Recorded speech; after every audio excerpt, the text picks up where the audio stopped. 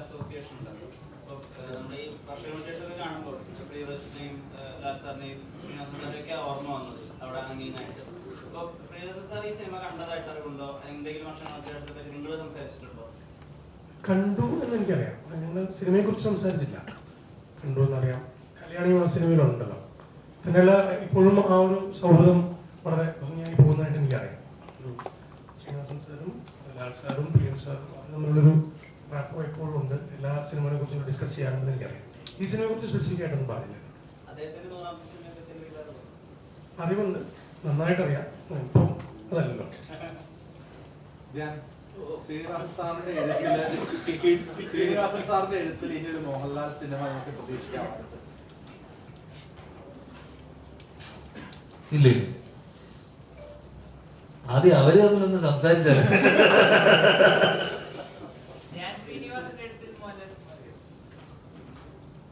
ചിലപ്പോ വരുമായിരിക്കും.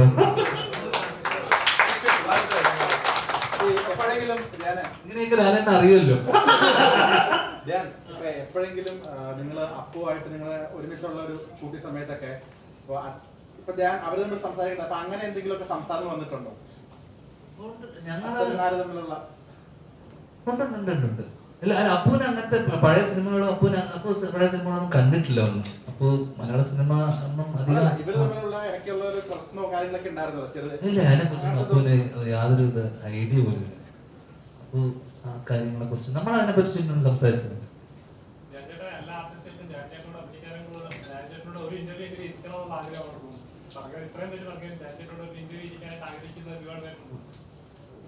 അതിന്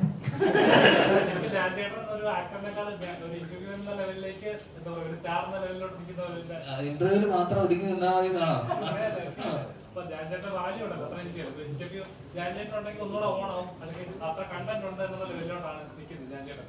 കണ്ടന്റ് തീരാറായതാണ്. നമ്മള് ഇതിനോടൊപ്പം തന്നെ സിനിമയും വിജയിച്ചാൽ മാത്രമേ നമുക്കൊക്കെ ഗ്രോത്ത് ഉള്ളൂ ആസ് ആക്ടേഴ്സ് അല്ലെങ്കിൽ ആസ് ടെക്നീഷ്യന്മാർ, ക്രിയേറ്റേഴ്സ്. അപ്പം ഇത് സിനിമയാണല്ലോ ഇതിന്റെ ഒക്കെ അടിസ്ഥാനം. അപ്പം ഇന്റർവ്യൂ ഒക്കെ ഈ പറഞ്ഞ നമ്മളൊക്കെ ഒരു ഒരു ഇതിന്റെ ഭാഗമാണ്. നമ്മളൊക്കെ കോഎക്സിസ്റ്റ് ചെയ്യുക എന്നുള്ളതാണ്. അപ്പം സിനിമയില്ലെങ്കിൽ ഇന്റർവ്യൂ ഇല്ല, ഇന്റർവ്യൂ ഇല്ലെങ്കിൽ നിങ്ങളില്ല, നമ്മളില്ല. അപ്പം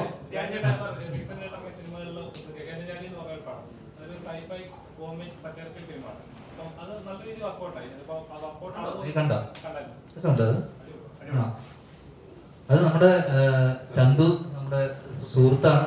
തിര, തട്ടത്തിൻ മറയത്തിന്റെ ഒക്കെ സ്റ്റിൽസും ഡിസൈൻ, ടൈറ്റിൽ ഡിസൈൻ ഒക്കെ ചെയ്ത ചന്തുവാണ്. ചന്തു നമ്മുടെ ഏറ്റവും അടുത്ത, അവന്റെ സായന വാർത്തകൾ എന്ന സിനിമയിൽ ഞാൻ ഗോകുലിനോട് അഭിനയിച്ചിട്ടുണ്ട്. അപ്പൊ അത് ഭയങ്കര ഇന്ന് ഇറങ്ങി. അപ്പൊ ഭയങ്കര ഇൻട്രസ്റ്റിംഗ് അല്ലെങ്കിൽ വേറിട്ടൊരു സിനിമയാണെന്ന് അറിഞ്ഞു.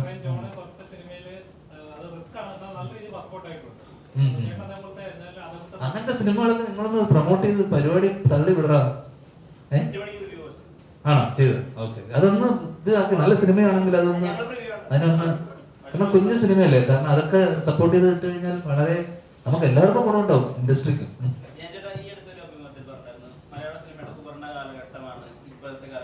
എല്ലാന്നാ പറഞ്ഞത്. പൂർണ്ണമായി പറയാൻ പറ്റില്ല, കാരണം എല്ലാം ജോണർ സ്പെസിഫിക് ആയ സിനിമകളാണ്, ഫോർമുലയുള്ള സിനിമകളാണ്. പക്ഷെ നമ്മളെല്ലാവരും വിശ്വസിക്കുന്നത് ഇപ്പോൾ തിയേറ്റർ റണ്ണോ അല്ലെങ്കിൽ ആളുകളുടെ സ്വീകാര്യത കണ്ട് അങ്ങനെ മനസ്സിലാക്കുന്നത്. അതൊന്നുകൂടി നല്ലോട്ട് സംസാരിക്കുക. എന്താ ഇത് ഇപ്പോൾ ഇപ്പോഴും 86-87 കാലഘട്ടം പോലെ സുവർണ്ണകാലം അല്ല എന്ന് ഞാൻ വിശ്വസിക്കുന്ന ഒരു കാര്യം. പിന്നെ നമ്പർ ഓഫ് ഫിലിംസ് ഭയങ്കര റേഷ്യോ നോക്കുമ്പോൾ ഭയങ്കര കൂടുതലാണ്. ആവറേജ് എല്ലാ വീക്കിലും ഇറങ്ങുന്ന സിനിമകളുടെ എണ്ണം നോക്കുമ്പോൾ എനിക്കൊന്ന് ഭയങ്കര ഹൈ ആണ്. അപ്പം അങ്ങനെ വരുന്ന സമയത്ത് തന്നെ റേഷ്യോ ഭയങ്കരമായിട്ട് വ്യത്യാസം വരും. സക്സസ് ഫെയിലിയർ ഇതിന്റെ ക്വാളിറ്റി വ്യത്യാസം, ക്വാണ്ടിറ്റി ഭയങ്കര കൂടുതലും ആ ക്വാളിറ്റീനെ പലപ്പോഴും മീറ്റ് ചെയ്യാൻ പറ്റാത്ത കുറെ സിനിമകളുണ്ട് അതിനിടയിൽ വരുന്ന പല സിനിമകൾ. അപ്പോൾ ഈ പറഞ്ഞ മേജർ മെയിൻ സ്ട്രീം സിനിമകൾ അല്ലെങ്കിൽ മേജർ വലിയ വലിയ ബാനറിന്റെയും മെയിൻ സ്ട്രീം സിനിമകൾ ഒഴിച്ചു കഴിഞ്ഞാൽ കുഞ്ഞു കുഞ്ഞു സിനിമകളിൽ വളരെ ചുരുക്ക സിനിമകൾ മാത്രമേ ഭയങ്കരമായിട്ട് ശ്രദ്ധിക്കപ്പെടുന്നു. ഇപ്പം ഞാൻ പറഞ്ഞ കഴിഞ്ഞ ഓടിയ സിനിമകളൊക്കെ വളരെ മെയിൻ സ്ട്രീം ആയിട്ടുള്ള ബാനറിനും പ്രൊഡക്ഷൻ ഹൗസസ് നിന്നും ഉണ്ടായിട്ടുള്ള സിനിമകൾ ആണ് ഏതെങ്കിലും രീതി അല്ലെ. ഭാവന സ്റ്റുഡിയോസ്, പറവ പിക്ചേഴ്സ് അല്ലെങ്കിൽ എല്ലാം മമ്മൂട്ടി കമ്പനി. അപ്പൊ അതുകൊണ്ട് തന്നെ ആ രീതിയിലുള്ള ഹൈപ്പും അല്ലെങ്കിൽ ആ രീതിയിലുള്ള ഒരു എക്സ്പെക്ടേഷൻ ഉണ്ടായിരുന്നു അത്തരം സിനിമകൾ. നമ്മളിപ്പോ കുഞ്ഞു സിനിമകളൊക്കെ ആയിട്ട് വരുന്ന സമയത്ത് ആൾക്കാർ ശ്രദ്ധിക്കുന്നില്ല, ആൾക്കാരിലോട്ട് എത്തുന്നില്ല എന്നുള്ളൊരു അവസ്ഥയുണ്ട്. അത് ഒരു അവസ്ഥയാണ്. കാരണം ഇന്നിപ്പോ ഗഗനചാരിയുടെ കേസ് പറഞ്ഞ പോലെ ഗഗനചാരി എന്നുള്ള സിനിമ ഇപ്പൊ നിങ്ങൾ പറയുമ്പോഴാണ് ഇപ്പൊ ഞാൻ അറിയുന്നത്, ഇന്ന് റിലീസായെന്ന് അറിയുന്നത് ഞാൻ ഇപ്പോഴാണ് അറിഞ്ഞത്. അത് എത്തിയിട്ടില്ല ആ സിനിമ ആൾക്കാരിലേക്കൊന്നും, അങ്ങനെ ഒരു സിനിമ ഉണ്ടെന്നും അതിനെ കുറിച്ചൊന്നും ആരും അറിഞ്ഞിട്ടില്ല. അപ്പം വലിയ വലിയ സിനിമകളും അല്ലെങ്കിൽ എല്ലാവരും വലിയ വലിയ സിനിമകളുടെ പുറകെയാണ്. അപ്പൊ കുഞ്ഞു കുഞ്ഞു സിനിമകളും ആൾക്കാര് അറിയാത്തതിന്റെ ഒരു പ്രശ്നമുണ്ട്. അത് എനിക്കൊന്നും ആ രീതിയിലുള്ള മാർക്കറ്റിംഗ്, ബിക്കോസ് വലിയ വലിയ ആക്ടേഴ്സ് വരുമ്പോൾ അതിന് അതിൻ്റെതായിട്ടുള്ള സിഗ്നിഫിക്കൻസ് വരുന്നു, അവരുടെ മാർക്കറ്റിംഗ് സ്ട്രാറ്റജി കംപ്ലീറ്റ്ലി, ബിക്കോസ് അതിനനുസരിച്ചുള്ള ഫണ്ടിങ് ഒക്കെ ഉണ്ട്.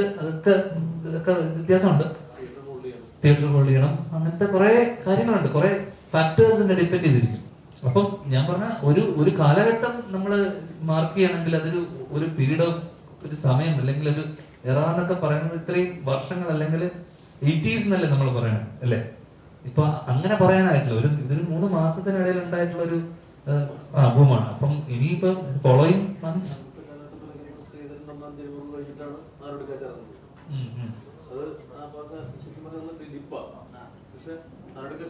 ഭയങ്കരമായിട്ട് പടം തിരക്കൊളുത്തി. പക്ഷെ അന്ന് അതുപോലെ തന്നെ പടങ്ങൾക്ക് സ്പേസ് കൊടുക്കുന്നില്ല. എന്ന് വെച്ചാല് ഒരു പടം ഇറങ്ങി കൃത്യം ഇപ്പൊ ഞാൻ പറഞ്ഞത് തന്നെ ഒരു അന്നത്തെ തൂവാനത്തുമ്പോഴൊന്നും വലിയ ബ്ലോക്ക് ബസ്റ്റർ അല്ല. ഒരു കുറച്ചൊരു സ്പേസ് കൊടുത്താൽ പടത്തിന് ആള് വരാനുള്ള ഒരു ടൈം തിയേറ്ററുകാർ കൊടുക്കണം. അപ്പോഴേക്കും എന്റെ മിനിമം കളക്ഷൻ ഹോൾഡ് ചെയ്തില്ല എന്ന് പറഞ്ഞിട്ട് അവർക്ക് അടുത്ത പടത്തിലേക്ക് കയറ്റുകയാണ്. കാരണം മിനിമം ഗ്യാരണ്ടി ഇല്ല, അല്ലെന്നുണ്ടെങ്കിൽ ഇത്ര % ആയില്ല, അല്ലെങ്കിൽ ഹോൾഡ് ഓവർ ആയി പറഞ്ഞിട്ട് ഒരു മാറ്റമാണ്. അപ്പൊ അത് എല്ലാ ഭാഗത്തും ഞാൻ പറഞ്ഞിട്ട് നിങ്ങൾക്ക് ഗഗനാചാര്യകൾക്ക് നിങ്ങൾ നല്ല അഭിപ്രായം പറയുകയാണെന്നുണ്ടെങ്കിൽ നിങ്ങളെപ്പോലും ആൾക്കാരത് വിഷ്ണു പറയുമ്പോൾ അതിനകത്ത് എന്തെങ്കിലും ഒരു കാര്യം ഉണ്ടാവും എന്ന് പറഞ്ഞിട്ട് അങ്ങനെ ഒരു 10 പേര് കയറും. ആ 10 പിന്നെ 100 ആക്കുന്നത്. അപ്പൊ അതിനുള്ള ഒരു സ്പേസും ഞങ്ങൾ എല്ലാം കൂടി ഇരുമ്പോഴാണ്. അതാണ് ഞാൻ പറഞ്ഞത്. ഇപ്പൊ ഫോർ എക്സാമ്പിൾ ഒരു മഞ്ഞുമൽ ബോയ്സും ആവേശവും അതുപോലെ തന്നെ വലിയ ബാലറിന്റെ സിനിമകളല്ലാതെ ഇപ്പൊ എനിക്കോട് 5 തോക്കനാണ് എനിക്ക് അടുത്ത കാലത്ത് കുറച്ച് തിയേറ്റർ ഹോൾഡ് ചെയ്തൊരു സിനിമ എനിക്ക് തോന്നിയിരുന്നു. ചിലപ്പോൾ നമ്മള് ഒരു ചെമ്പൻചേട്ടൻ പടം തന്നെ ലുക്കും അഭിനയിച്ചു, പാപ്പടം നന്നായിട്ട് പോയി. അതുപോലെ തന്നെ ഒരു 8-10 പടം നന്നായി കഴിയുമ്പോൾ ആ റേഞ്ചിലുള്ള സിനിമകൾ ഒരുപാട് വരും. ബാക്കിയുള്ളതൊക്കെ ഹൈ റേഞ്ച് സിനിമകളാണ്. ഇപ്പൊ മഞ്ഞുമൽ ബോയ്സ് ആണെങ്കിലും ബഡ്ജറ്റ് കൂടുതലാണ്. പ്രേമലൂർ നെസ്റ്റിൽ വെച്ച് നോക്കുമ്പോൾ അതും നിമിഷത്തിനുണ്ട്. കയറി വരുമ്പോഴേക്ക് വേർഡ് ഓഫ് മൗത്ത് കൊണ്ടൊരു സിനിമ ഇന്നിപ്പോ ഗഗനചാര്യനെ പറ്റി നിങ്ങൾ പറയുന്നു, അല്ലെങ്കിൽ നമ്മൾ കുറച്ചുപേര് അതിനെ പറ്റി പറയുമ്പോൾ അതൊന്ന് കയറി വരുമ്പോഴേക്ക് നെക്സ്റ്റ് വീക്ക് എത്തുമ്പോഴേക്ക് ഒരു 5-6 റിലീസ് വരും. നെക്സ്റ്റ് വീക്ക് നമ്മളെ സിനിമയുണ്ട്, അതോടെ അതിനോടൊപ്പം കൽക്കി വരുന്നു. അപ്പൊ ഇന്ന് 21-ാം തീയതി ഈ സിനിമ വരുമ്പോഴേക്ക് നെക്സ്റ്റ് വീക്ക് ആ സിനിമ ഇല്ല തിയേറ്ററിൽ. അപ്പം ഈ വീക്ക് വേർഡ് ഓഫ് മൗത്ത് കൊണ്ട് കയറിയാലും നെക്സ്റ്റ് വീക്ക് ആ സിനിമ തിയേറ്ററിൽ ഇല്ലെങ്കിൽ കാര്യമില്ല. അപ്പം റൈറ്റ് ടൈമിൽ നമ്മുടെ സിനിമയിൽ നമുക്ക് വിശ്വാസം ഉണ്ടെങ്കിൽ റൈറ്റ് റിലീസ് ഭയങ്കര ഇമ്പോർട്ടന്റ് ആണ്. ഏത് സമയത്ത് അതിനെ ഫോളോ, അങ്ങനെ പേടിച്ച് പല സിനിമകളും മാറി പോയിട്ട് നമ്മൾ റോങ് റിലീസിൽ പോയി പെടുന്ന സിനിമകളുണ്ട്. തെറ്റായ സമയത്ത് പോയി നമ്മൾ റിലീസ് ചെയ്യേണ്ടി വരുന്നു.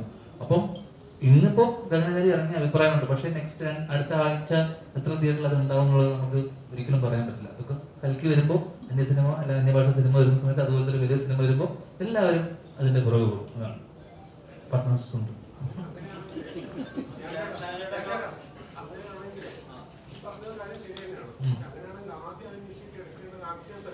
ഏത്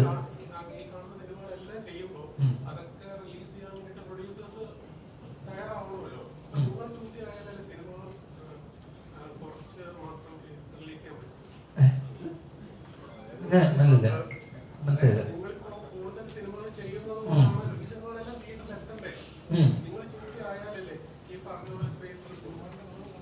ഓ ഞാനോ? അത് എന്നോട് മാത്രം പറഞ്ഞാൽ മതി, ഇവരൊക്കെ എണ്ണം കുറച്ച് കുറക്കണം. അത് ആക്ടേഴ്സിന്റെ കാര്യം പറയണ്ട. കഥയുണ്ടായി, അതൊരു പ്രൊഡ്യൂസർ വന്നു, ഒരു ഡയറക്ടർ ഉണ്ടായി, അതിനുശേഷം വരുന്ന ഒരു എലിമെന്റാണ് ആക്ടർ എന്ന് പറയുന്നത്. അപ്പോൾ അതിലേക്ക് എത്തുമ്പോഴത്തേക്ക് ഒരുപാട് കഴിഞ്ഞിട്ടാണ്. ഞാനോട് തന്നെ പലപ്പോഴും ചോദിച്ചിട്ടുണ്ട് എന്തിനാണ് അത്രയും സിനിമ ഉപയോഗിക്കുന്നത് എന്ന് പറയുമ്പോൾ കൃത്യമായിട്ട് എല്ലാവരോടും പറഞ്ഞിട്ടുണ്ട് ഇത്രയും സിനിമകൾ വരുന്നതുകൊണ്ട് ഞാൻ ചെയ്യുന്നു എന്ന് പറയുന്നത്. അത് അവരുടെ ഒരു ഡിസിഷനാണ്. നമ്മൾ ഡിസൈഡ് ചെയ്തത് ഞാൻ ഇന്നൊരു സിനിമയും തീരുമാനിക്കാൻ പറ്റില്ല. അപ്പൊ അങ്ങനെ സിനിമകൾ വരുമ്പോൾ ആ ഓപ്പർച്യൂണിറ്റി തട്ടിക്കളയണോ അത് ചെയ്യണോ എന്ന് തീരുമാനിക്കേണ്ടത് അല്ലെങ്കിൽ വേറൊരാളെ ചെയ്യും. ഡെഫിനറ്റ്ലി അല്ല, ഞാൻ പറഞ്ഞത് അതൊരു നമുക്കൊരു ഡിസിഷൻ എടുത്തിട്ടിപ്പം നമ്മൾ ആരൊരു ഡിസിഷൻ എടുത്ത് ചെയ്യാൻ പറ്റുന്നതല്ല. അതൊരു ഇക്വിലിബ്രിയം മെയിൻറ്റെയിൻ ചെയ്യണം. അത് സംഭവിക്കുമായിരിക്കും, സംഭവിക്കില്ലായിരിക്കും ഇന്നത്തെ കാലത്ത്. പക്ഷെ ചിലപ്പോൾ അതിനൊക്കെ പല സ്പേസുകളും ഉണ്ടായിരിക്കും. ഇപ്പോൾ 150ഓളം സിനിമകൾ എക്കാലത്ത് നമ്മൾ പറയുമ്പോൾ മലയാള സിനിമയിൽ ഇത്ര ഹിറ്റുകൾ കഴിഞ്ഞ വർഷം 5 ഹിറ്റ് ഉണ്ടായിരുന്നു, അല്ലെ 10 ഹിറ്റ് ഉണ്ടായിരുന്നു. പക്ഷെ എന്റെ ചെറുപ്പകാലം പോലും ഞാൻ സിനിമ കാണുന്ന സമയത്ത് അന്നും കേട്ടിട്ടുള്ളതാണ് ആകെ ഈ വർഷം പ്രൊഡ്യൂസറിന് ലാഭം ഉണ്ടായ സിനിമ ഇത്ര സിനിമകൾ മാത്രമേ. അതിപ്പോഴും ആ റേഷ്യോ 10 to 20% നിൽക്കുന്നതാണ്. പക്ഷെ അതിൽ കൂടുതൽ സിനിമകൾ വരും ഡെഫിനറ്റ്ലി. കാരണം അതിന്റെ ഒരു ബിഗർ പിക്ചർ എന്ന് പറയുന്നത് അതിനേക്കാൾ ഒത്തിരി പോലെ. അപ്പോൾ മഞ്ഞുമൽ ബോയ്സ് എന്ന് പറയുന്ന സിനിമ ഇത്ര കോടികൾ കളക്ട് ചെയ്തെന്ന് പറയുമ്പോൾ ഡെഫിനറ്റ്ലി ഒരുപാട് പേര് അട്രാക്റ്റഡ് ആയിട്ട് അതിലേക്ക് വരും. അപ്പോൾ സിനിമയിലേക്ക് നമ്മൾ ആക്ടേഴ്സ് ആയിട്ട് വരാൻ ആഗ്രഹിക്കുന്ന ആൾക്കാർ പോലും അതിലൊരു ഭയങ്കര റോസി പിക്ചർ കണ്ടിട്ടാണ് ആൾക്കാർ വരുന്നത്. അപ്പോൾ അത്രയും പേർക്കുള്ള സ്പേസ് പക്ഷേ ഇവിടെ ഉണ്ടായിരിക്കില്ല. അത്രയും പേർക്ക് വളരെയധികം സ്ട്രഗിളും ഫേസ് ചെയ്യേണ്ടി വരികയാണ്. ഇതൊന്നും നമ്മുടെ ഒരു ഡിസിഷൻ ഒന്നുമല്ല. നമ്മൾ ചെയ്യുന്നു, അത് ഒരിക്കലും ഇത്രയും മെയിൻറ്റെയിൻ ചെയ്യുമെങ്കിൽ അത് അങ്ങനെ വർക്കൗട്ട് ആവും. ചിലത് വർക്കൗട്ട് ആവും, ചിലത് വർക്കൗട്ട് ആവും. നമ്മുടെ ചെറിയ ഇന്റർവ്യൂലൊക്കെ കാണുന്ന റിലീസുകൾ ഒക്കെ ഉള്ളത് ഇപ്പൊ റോഡിയുടെ കാര്യത്തിലാണ് അദ്ദേഹം അയാൾ ഞാൻ സിനിമയിൽ ഒരു ASP ആണ് ചെയ്യുന്നത്. അപ്പൊ ASP സല്യൂട്ട് റിസീവ് ചെയ്യുന്ന സാധാരണ പോലീസ് ഓഫീസർ റിസീവ് ചെയ്യുന്ന പോലെ ശരീരഭാഷ മനസ്സിലാക്കി അദ്ദേഹം ചെയ്തൊരു ഷോട്ട് ഉണ്ട് ആ സിനിമയിൽ. ഇപ്പൊ ഷാജോട്ടൊക്കെ കുറെ പോലീസ് ഓഫീസേഴ്സ് ഒക്കെ ഒരുമിച്ച് ചെയ്യല്ലേ, ചിലപ്പോൾ ബോധപൂർവ്വം ശരീരഭാഷയിലോ അല്ലെങ്കിൽ അതിന്റെ മൊത്തത്തിലുള്ള സിസ്റ്റം മനസ്സിലാക്കിയിട്ട് ചെയ്യാനോ ഒക്കെ ഇപ്പൊ അത്രയും ആത്മാർത്ഥതയോട് പറ്റാത്ത ഈ എണ്ണം കാരണം. ഇല്ല, ഞാനങ്ങനെ ഒരുപാട് സിനിമകൾ ചെയ്യുന്ന ഒരാളല്ല. അങ്ങനെ പോലീസ് ക്യാരക്ടേഴ്സ് പ്രത്യേകിച്ചും നമ്മള് പക്ഷെ വരുന്നതും ശ്രദ്ധിക്കപ്പെടുന്നതും നിങ്ങൾ അറിയുന്നതും കൂടുതലും പോലീസ് ക്യാരക്ടേഴ്സ് ആയതുകൊണ്ടായിരിക്കാം അങ്ങനൊരു ചോദ്യം വന്നത്.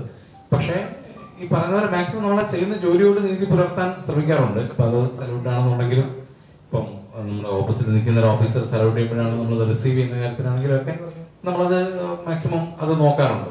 തീർച്ചയായിട്ടും നമ്മൾ ചെയ്യുന്ന ജോലിയിൽ നമ്മൾ എന്തെങ്കിലുമൊക്കെ ഡിഫറെന്റ് ആയിട്ടുള്ള കാര്യങ്ങൾ അത് ബോഡി ലാംഗ്വേജിലാണെങ്കിലും ഇപ്പൊ ഇതിനകത്താണെന്നുണ്ടെങ്കിലും നമ്മൾ അങ്ങനെ ഒരു പോലീസ് യൂണിഫോമിൽ അങ്ങനൊന്നും അല്ല. അദ്ദേഹം പറഞ്ഞ ഡിപ്പാർട്ട്മെന്റ് ആയതുകൊണ്ട് തന്നെ അതിന്റെ പോലീസ് യൂണിഫോം ഇല്ല. പക്ഷെ അദ്ദേഹത്തിന്റെ ഒരു ശരീരഭാഷയിലും ഒക്കെ ഒരു എന്താണ് ക്വസ്റ്റനിങ്ങിലും ഒക്കെ ആ ഒരു പോലീസിന്റെ ഒരു ഭാഷ ഉണ്ടാവും അദ്ദേഹത്തിന്റെ ഒരു ബോഡി ലാംഗ്വേജിലൊക്കെ. അതൊക്കെ എന്നാൽ നമ്മൾ ഇതിനു മുൻപ് ചെയ്യാത്ത രീതിയിലൊക്കെ നമ്മൾ ട്രൈ ചെയ്തിട്ടുണ്ട്. അതിപ്പം ഞാൻ ട്രൈ ചെയ്തിട്ടുണ്ടെന്ന് പറഞ്ഞിട്ട് കാര്യമില്ല, നിങ്ങൾക്ക് അത് ഫീൽ ചെയ്യണം.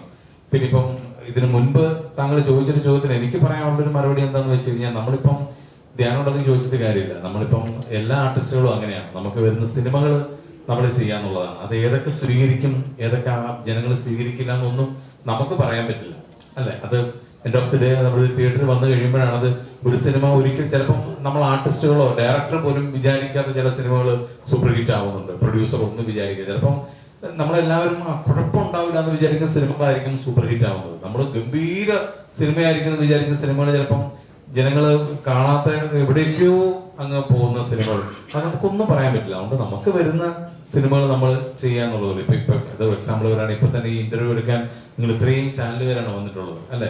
ഈ ചാനൽ ഏത് ചാനലാണ് ജനങ്ങൾ ആദ്യം കാണുന്നത് നിങ്ങൾക്ക് ആർക്കും പറയാൻ പറ്റില്ല.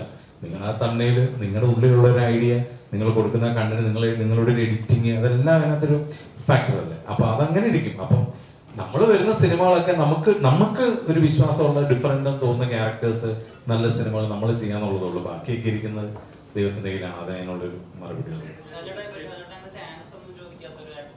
ആളുകളോട് അങ്ങോട്ട് ഇപ്പൊ ഒരു മോഹൻലാലിനെ വെച്ച സിനിമ സംവിധാനം ചെയ്യാനുള്ള ആഗ്രഹം ഉണ്ടെന്നൊക്കെ നമുക്ക് മനസ്സിലായി.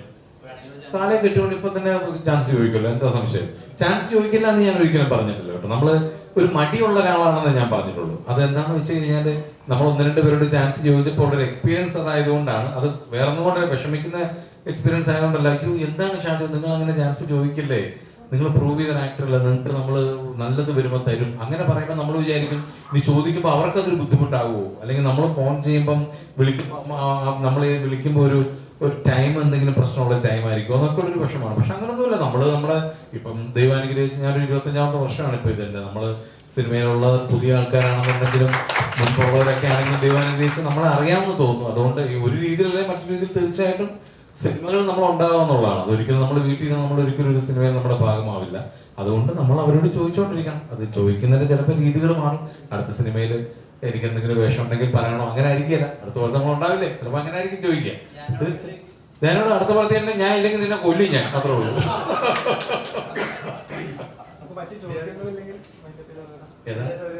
ഒരു ക്വസ്റ്റ്യൻ സീരിയസ് ആയിട്ടുള്ള കാര്യങ്ങൾ പറയുന്നത് കേൾക്കാൻ പോലും താല്പര്യം കുറവുള്ളതെന്ന് തോന്നുന്നു. അതായത് ഇപ്പം കൂടുതലായിട്ട് ധ്യാൻചേട്ടന്റെ ആരാധകർ എന്ന് പറഞ്ഞാൽ ഇന്റർവ്യൂവിലൂടെ കുറെ ആരാധകരുണ്ട്, അതുപോലെ തന്നെ സിനിമയിലൂടെയുണ്ട്. പക്ഷെ ഒരു കിഡ്സിന്റെ ആ ലെവലിലുള്ള ആൾക്കാര് ഉണ്ടാവില്ല എന്ന് തന്നെ തോന്നുന്നു. കാരണം അതായത് ഒരു അങ്ങനല്ല, ദിലീപേട്ടനൊക്കെ ഒത്തിരി ആരാധകരുണ്ട്. അതായത് ചെറിയ കുട്ടികൾ നോക്കിയാണ് ഇപ്പൊ ഒരു ദിലീപ് എന്ന് പറഞ്ഞു കഴിഞ്ഞാൽ അങ്ങനെ ഒരു ഭയങ്കര ആരാധന ഉള്ളത്. അതേസമയം അങ്ങനെയുള്ള ആരാധനകളൊന്നും സൃഷ്ടിക്കേണ്ട ഒരു പാൽക്കുപ്പി വേണ്ട എന്ന് വെച്ചിട്ടാണോ? ഞാൻ ഇങ്ങനെ വിചാരിച്ചിട്ടുണ്ട് ചോദ്യം. അങ്ങനെയല്ലോ, ദിലീപേട്ടൻ ചെയ്ത സിനിമകൾ കുട്ടികൾക്ക് വേണ്ടിയിട്ട് ചെയ്ത സിനിമകളിലൂടെയാണല്ലോ ദിലീപേട്ടൻ ഈ കുട്ടികൾക്കൊക്കെ അറിയാമോ? പേര് പോലും അറിയില്ലായിരിക്കും ചിലപ്പോ ഈ കുഞ്ഞു കുട്ടികൾക്കൊക്കെ. പക്ഷെ പുള്ളി ചെയ്ത സിനിമകളാണ് ആലോചിച്ചു. നമ്മൾ അത്തരം സിനിമകളൊന്നും തന്നെ എന്റെ ഇന്റർവ്യൂ മനസ്സിലാക്കാൻ ഒരു കുറച്ചുകൂടെ വളരണം അല്ലേ? അവരെ വളർന്നു വരുമ്പോ മനസ്സിലാക്കിക്കൊണ്ടാണ്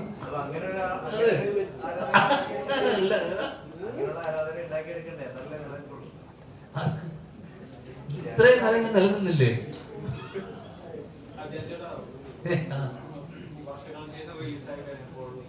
ഇന്റർവ്യൂ കഴിഞ്ഞപ്പോഴും ട്രോളുകൾ പറയുന്നതും എല്ലാം തന്നെ അപ്രൂവ് ചെയ്തൊരു നടനാണ് ധ്യാൻ ചേട്ടൻ. ഈ സിനിമ കണ്ടു കഴിഞ്ഞപ്പോഴും ആ സിനിമയ്ക്ക് വേണ്ടി അത്രത്തോളം പ്രൊമോഷൻ ചെയ്തിട്ടും മറ്റു സിനിമകളെ ആവേശം പോലത്തെ സിനിമകളും ഹിറ്റാവുന്നുണ്ട്. അതിലും കൂടുതൽ ഹിറ്റാണ് നമ്മുടെ സിനിമ എന്ന് പറയുന്ന ഒരു പ്രചോദനം ഉണ്ടല്ലോ. ഒരു സിനിമയെ അത്രത്തോളം പ്രൊമോഷൻ ചെയ്തിട്ട് ഹിറ്റടിക്കണം എന്നുള്ളൊരു വാശിയുണ്ടല്ലോ, ആ കോൺഫിഡൻസ്. അതെന്തുകൊണ്ടാണ് വാശിയത്? അങ്ങനല്ല, ഒരു ഫെസ്റ്റിവൽ അല്ലേ? ഫെസ്റ്റിവൽ ആകുമ്പോ നമ്മള് ഫെസ്റ്റിവൽ ഒരു ക്ലാഷ് വരുന്ന സമയത്ത് ഇന്ന് നമ്മളിപ്പോ നിങ്ങളുടെ മുന്നിൽ തന്നെയല്ലേ ഞാൻ ഇതൊക്കെ പറഞ്ഞു പോയത്. നമ്മള് പറയുന്ന ആൾക്കാർ എടുക്കുന്ന സെൻസ് ഭയങ്കര അതിനുശേഷം വന്നിട്ടുള്ള ഇന്റർവ്യൂല് പറഞ്ഞല്ലോ, ഞാനിത് തമാശക്ക് പറഞ്ഞാണ്. നമ്മൾക്ക് വെറുതെ ഒരു ആവേശം ഇറങ്ങുന്നതിന് മുന്നേ തന്നെ നമുക്കറിയാം ആവേശത്തിനെ കുറിച്ചും അതിന് പിന്നണിയിൽ പ്രവർത്തിച്ച ആൾക്കാരൊക്കെ നമുക്ക് ന്യൂസ് കിട്ടും ഈ പടം എത്രത്തോളം നല്ലതാണ്. ഇപ്പൊ ഞാൻ അതിന്റെ ഇത് പറഞ്ഞുകൊണ്ടൊന്നും ആ സിനിമ ഒരിക്കലും, കാരണം ഫസ്റ്റ് ഷോ സെക്കൻഡ് ഷോ ഒക്കെ കഴിഞ്ഞ് പടം ഹിറ്റായി ഇത് വന്നു, വേർഡിക്റ്റ് വന്നതിന് ശേഷമാണ് ഞാൻ രാത്രി പോയിട്ട് തമാശക്ക് മറ്റേ സാധനമൊക്കെ പറഞ്ഞത്. അത് അതിന് മുന്നേ തന്നെ ആവേശം വർഷങ്ങൾക്ക് ശേഷത്തിന് മുകളിലാണെന്നുള്ളത് ഓൾറെഡി വന്നു അല്ലേ? അതിനുശേഷം പോയിട്ട് ഞാൻ മറ്റേ ഉസ്താദ് ഹോട്ടൽ ചരിത്രം നമ്മൾ ആവർത്തിക്കും എന്നൊക്കെ പറഞ്ഞത് ഞാനൊരു ഓളത്തിന് ഓളം ഉണ്ടാക്കാൻ വേണ്ടി പറയുന്നത്, അല്ലാണ്ട് എനിക്കറിയില്ല ആവേശം അതിനേക്കാളും നല്ല സിനിമ. പക്ഷെ ആ രീതിയിൽ ആ സമയത്ത് എനിക്ക് എന്റെ സിനിമയെ താഴ്ത്തിക്കെട്ടി പറയാൻ പറ്റില്ലല്ലോ ഒരിക്കലും. എനിക്കറിയാം വർഷങ്ങൾക്ക് ശേഷത്തിലെ പ്രശ്നങ്ങളൊക്കെ. പക്ഷെ അത് കഴിഞ്ഞ് 2 ആഴ്ച കഴിഞ്ഞപ്പോഴേക്കും സ്വാഭാവികമായിട്ടും ഞാൻ അഭിനയിച്ചൊരു സിനിമ, അതിനോടൊപ്പം വേറൊരു സിനിമ ഇറങ്ങുന്നു. എനിക്ക് ചിലപ്പോ അതിനെ എന്റെ സിനിമേനേക്കാളും ഇഷ്ടപ്പെട്ടു. എനിക്ക് കണ്ടപ്പോ ആവേശമാണ് എനിക്ക് ഇഷ്ടപ്പെട്ടു അതിനേക്കാളും. അത് സത്യമല്ലേ? നമുക്ക് നമ്മളെ വ്യത്യാസം വരുന്നത് തെറ്റില്ലല്ലോ. ഇതും നമ്മുടെയൊക്കെ ചെറുപ്പത്തിൽ റിലീസായ പല സിനിമകളും ആ സമയത്ത് ഇപ്പോ വന്ദനം അല്ലെങ്കിൽ അടികിരാവണം പോലുള്ള സിനിമകൾ അന്ന് വർക്കൗട്ട് ആവാതെ പോയിട്ട് പിന്നീട് ആഘോഷമാക്കിയിട്ടുണ്ട്. ഇപ്പൊ പത്മനാഭൻ സാറിന്റെ അനന്തരവൻ പറഞ്ഞിട്ടുണ്ട്, അദ്ദേഹത്തിന്റെ സിനിമ ഇറങ്ങുന്ന സമയത്ത് കോളേജിൽ സുഹൃത്തുക്കൾ കളിയാക്കുമായിരുന്നു എന്ത് സിനിമയാണ് ചെയ്തു വെച്ചേക്കുന്നത്. അപ്പം പിന്നീട് നമ്മൾ വാഴ്ത്തപ്പെട്ട ഒരുപാട് സിനിമകളുണ്ട്. ഈ അടുത്ത കാലം നോക്കുവാണെങ്കിൽ ബിഗ് ബി ഒരു ആവറേജ് ഹിറ്റിൽ ഒതുങ്ങിയത് പിന്നീട് ചരിത്രമായതാണ്. ആടിന്റെ ഫസ്റ്റ് പാർട്ട്. എന്തുകൊണ്ടാണ് ഞാൻ ഇത്രയും സിനിമകൾ ചെയ്യുന്നതാണ്, സിനിമയെ നോക്കി കാണുന്നത്? എന്തുകൊണ്ടാണ് ഇങ്ങനെ ജനറേഷൻസ് മാറുന്നതുകൊണ്ടാണോ, അത് അന്നുണ്ടായിരുന്ന ആൾക്കാരുടെ കാഴ്ചപ്പാട് വർഷങ്ങൾ കഴിയുമ്പോൾ കാഴ്ചപ്പാട് മാറുന്നതുകൊണ്ടാണോ പിന്നീട് ആഘോഷിക്കപ്പെടുന്നത്? അല്ല, ഇത് ഈ സിനിമയൊക്കെ അതുപോലെയാണ്. ഇപ്പം ചില സിനിമകൾ ഓവർ ദി ഇയേഴ്സ് ഇപ്പം ആടൊക്കെ മിനി സ്ക്രീൻ അല്ലെങ്കിൽ സ്മോൾ സ്ക്രീനിൽ വന്ന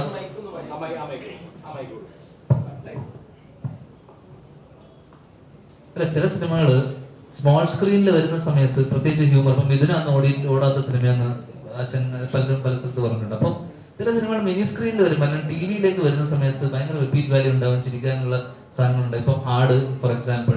അപ്പൊ അത് അന്ന് ചിലപ്പം ആ ഒരു സിനിമ തിയേറ്ററിൽ കണ്ടപ്പോ ആൾക്കാർക്കൊരു ഫസ്റ്റ് സെറ്റ് ഓഫ് ഓഡിയൻസ് ഉണ്ടല്ലോ, ഫസ്റ്റ് വരുന്ന ആൾക്കാർ അവരുടെ റെസ്പോൺസ് കേട്ടിട്ടാണ് നമ്മൾ പലപ്പോഴും ഫസ്റ്റ് 3 days വരുന്ന ഒരു ഓഡിയൻസിന്റെ റെസ്പോൺസ് കേട്ടിട്ടാണ് നമ്മൾ ഈ പടം കൊള്ളെന്ന് പറഞ്ഞിട്ട് ഒരു 4ാം ദിവസം കൊണ്ട് ഡ്രോപ്പ് ആയിട്ടുണ്ടാവും, പടം വേണം വരുന്നുണ്ടാവും, പിന്നെ ഓവറാവും. പിന്നെ ഇത് ടി വിയിലൊക്കെ വന്നിട്ട് ഇത് കാണാതെ കുറെ ആൾക്കാർ വരും.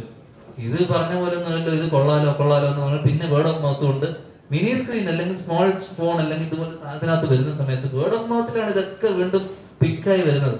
ഇത് ഓടേണ്ട സിനിമയായിരുന്നല്ലോ, ഇത് നല്ല രസമുണ്ടല്ലോ, ഇത് ചിരിക്കാനുണ്ടല്ലോ. അപ്പൊ ഈ വരുന്ന 3 days വരുന്ന ഓഡിയൻസ് ഭയങ്കര ക്രൂഷ്യലാണ് ഒരു സിനിമയെ സംബന്ധിച്ചിടത്തോളം. അത്തരം ഓഡിയൻസ് അല്ലെങ്കിൽ ഈ പറഞ്ഞ ഓഡിയൻസ് പറയുന്ന അല്ലെങ്കിൽ അന്ന് അവരുണ്ടാക്കുന്ന ഒരു സ്പേസ് ഉണ്ട്. അത് ഏറ്റവും ചെറുപ്പക്കാരായിരിക്കും. ഇന്നിപ്പോ ഡെഫിനറ്റ്ലി ചെറുപ്പക്കാരാണ്. അപ്പൊ ഇന്നത്തെ യങ് ഓഡിയൻസിന്റെ ഒരു അതാണ് ക്യാരി ഫോർവേഡ് ചെയ്യുന്നത്, മുന്നോട്ടുള്ള ഈ പടം നിൽക്കണോ വേണ്ടയോ എന്നുള്ളത്. അത് കണ്ടിട്ടാണ് ഫാമിലി വരുന്നത് അല്ലെ? അപ്പൊ ചെറുപ്പക്കാർ കണ്ട് ഇഷ്ടപ്പെട്ട് കഴിഞ്ഞ ശേഷം അത് കേട്ടിട്ട് പിന്നെ കുടുംബ പ്രേക്ഷകരും അവരൊക്കെ വരുന്നത് അതിന് ശേഷമാണ്. അപ്പം വേർഡ് ഓഫ് മൗത്ത് ആണ് ഈ പറഞ്ഞ സാധനങ്ങളൊക്കെ. ബിഗ് ബി എനിക്ക് തിയേറ്ററിൽ കണ്ടിട്ട് ഞാൻ കൈയടിച്ച് എനിക്ക് ഭയങ്കര ഇഷ്ടപ്പെട്ട സിനിമയാണ്. പിന്നെയാണ് അതിന്റെ കൂടെ ഓപ്പോസിറ്റ് വന്നത് ചോട്ടാ മുംബൈ. അപ്പം അതിനോടൊപ്പം ഓപ്പോസിഷൻ വന്നത് ബ്ലോക്ക് ബസ്റ്റർ ആവുകയും അപ്പൊ അതിന്റെ അത്ര വന്നില്ല എന്ന് പറഞ്ഞിട്ടാണ്. അതല്ലാതെ ബിഗ് ബി അന്ന് ആവറേജ് ഹിറ്റ് ഒന്നുമില്ല, അത് വലിയ ഹിറ്റ് തന്നെയായിരുന്നു ബിഗ് ബി ആ സമയത്ത്. അടുത്ത ഒരു ചോദ്യത്തില് ഒരു ചോദ്യമാണ്. അതാ ചോദിക്കാം.